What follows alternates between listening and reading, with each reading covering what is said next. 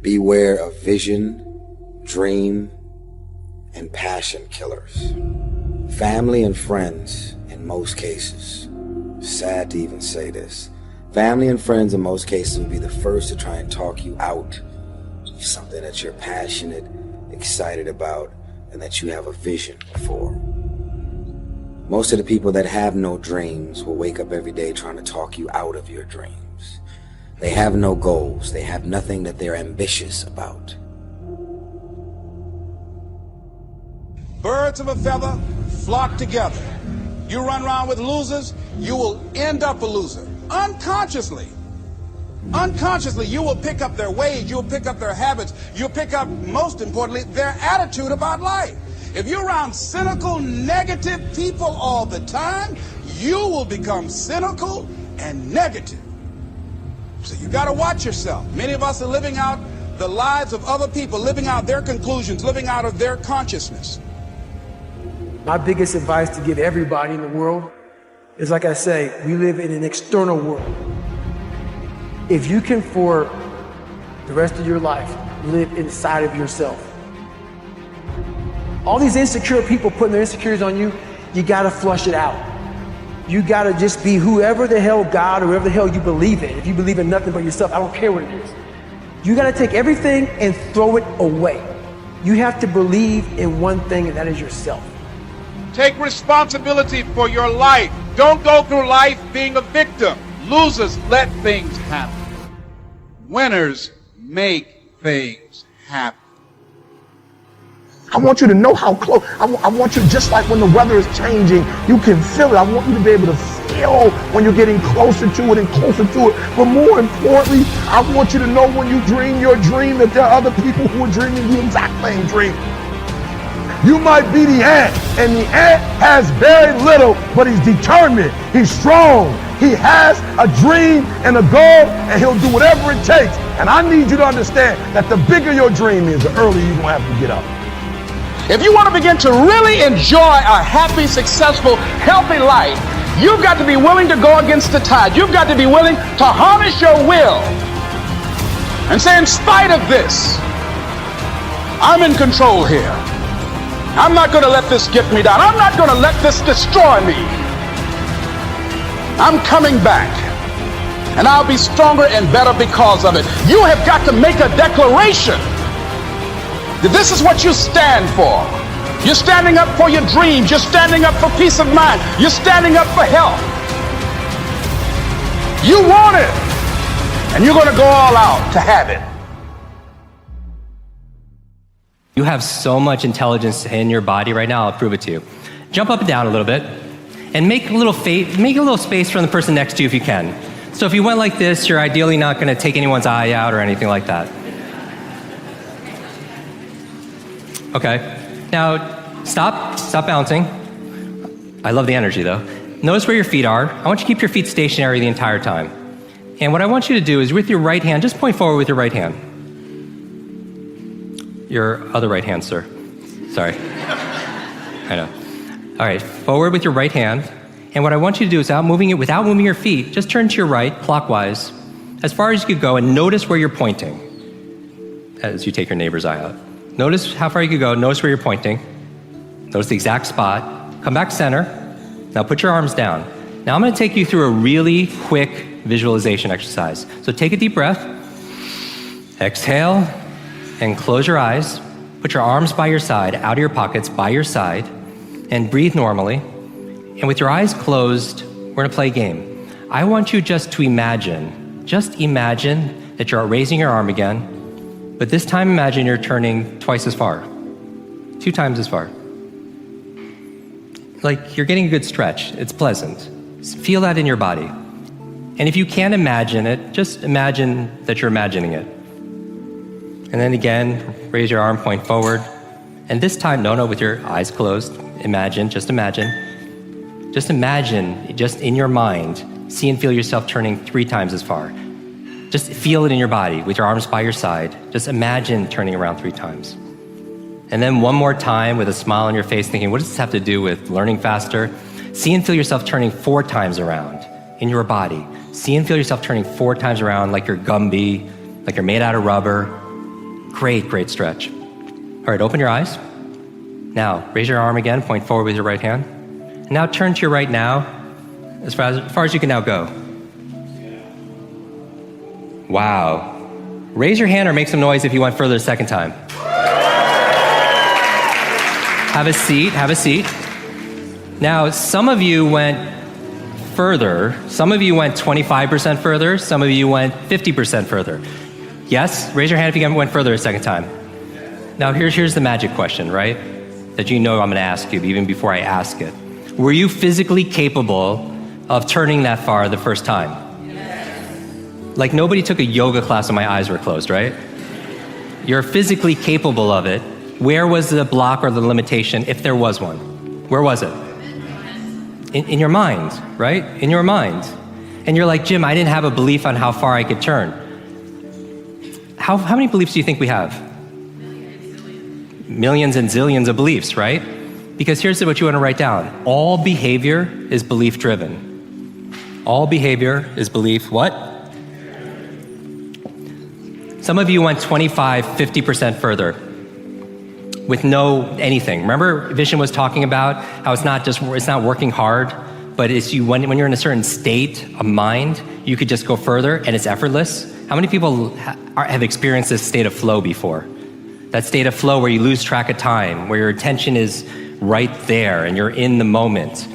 And it's the level of challenge is really matching your level of capabilities, and you're stretching yourself and you're in that zone, right? Like that athletes talk about, that Stephen Kotler talks about in The Rise of Superman and Stealing Fire and so on.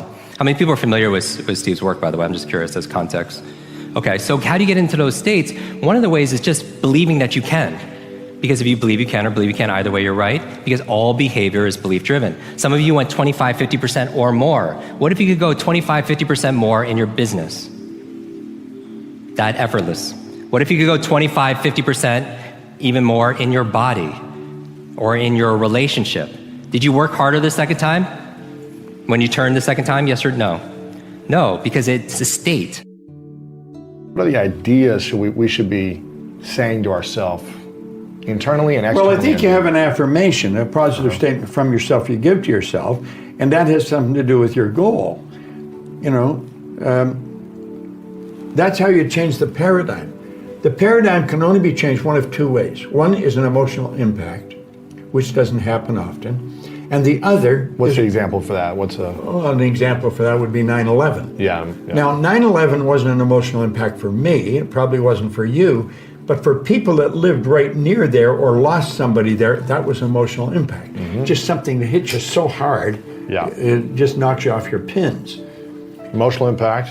And repetition, constant spaced repetition. So you take this affirmation of thing I want to change, and you've got to keep repeating it to yourself. You've got to keep seeing it through the repetition of it. Pretty soon it becomes fixed in your mind. Then the thing you're afraid of becomes a habit. You just automatically do it. Yeah. Like there's things you do automatically today that you don't even give a thought to. Yeah. But at one time you're afraid to do it. Sure. So I think that's how you keep changing. Thought is a very powerful, thought is the preamble to everything. Thought waves are cosmic waves. They penetrate all time and space. I had a good fortune working with Ed Mitchell. He was the captain of the lunar landing module on one of the Apollo flights. And he did thought transference exercises from the other side of the moon. Wow. With Sherman and Ford here on Earth. They're all gone now. But you're doing thought transfer exercises all the time. And we just have not got to a point where we really understand that. Like if here's my phone. Here it is. If I dial your number, I'm on your frequency. Mm-hmm. I will never get Tiffany's phone to ring. Right. I'll only get your phone to ring. If I take a picture of Tiffany and I send it to a friend of mine in Singapore, simultaneously with me hitting send here in Los Angeles, they've got it in Singapore. You know that. Yeah. Well, thought works the same way. I could be thinking of you, I'll trigger cells in your brain. And those cells, if you're not thinking, those cells will start jiggling, and you'll start thinking of me.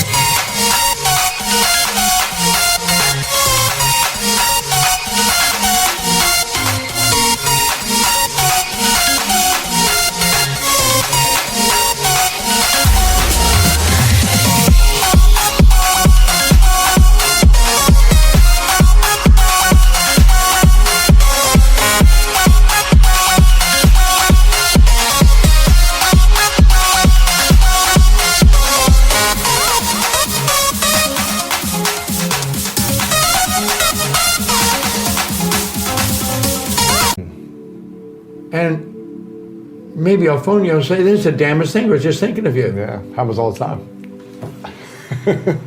Well, we got to understand what's happening. You think on frequencies. Now, this has to do with goals. When you set a goal, you have to flip your brain onto the frequency that the good that you desire or that you need for that goal is there. So most people don't make the decision because they don't know how to get it.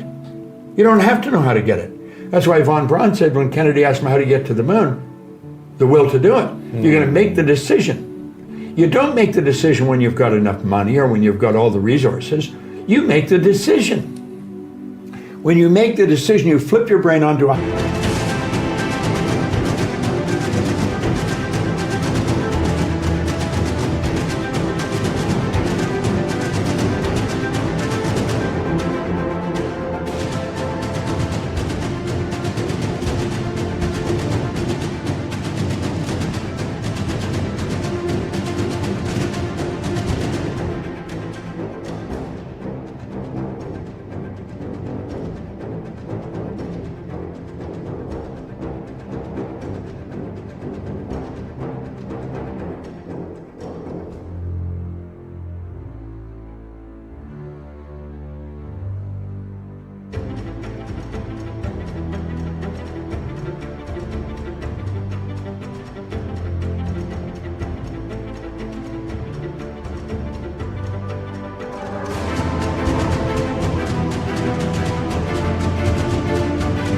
higher frequency, and then you're on the frequency, you begin to attract everything on that frequency. That's where the law of attraction comes in. See, the secret brought out the law of attraction, but it didn't explain it. None of them explained it. I didn't even explain it. I didn't get the time. Most people don't even understand it. You can only attract according to the frequency that you're operating on. Attraction is a secondary law. The primary law is the law of vibration. That's a primary law of the universe. Everything in this room is moving. Nothing rests. This table's moving. It just appears to be still. The law of vibration decrees everything moves, nothing rests. Well, when you think, you put you onto a frequency. You can only attract what's on that frequency. You think about a person a lot, just concentrate on that person will phone you. Or you'll bump into them on the street. Because you're thinking about it, yeah. The law of attraction takes over. You could attract to you what you're in harmony with. Well, when you set goals, you got to see yourself already there. That's called a mindset. A lot of people talk about mindset, they don't understand what it is. They set their mind on the frequency that they have to be in to attract what they have to attract. And that's how the goal moves into form. You get emotionally involved, you're so intellectually and emotionally involved. The only problem is you don't have it on the physical plane yet, but it will manifest in time. You can spend your whole life imagining ghosts, worrying about the pathway to the future, but all there will ever be is what's happening here, and the decisions we make in this moment, which are based in either love or fear. So many of us choose our path out of fear disguised as practicality.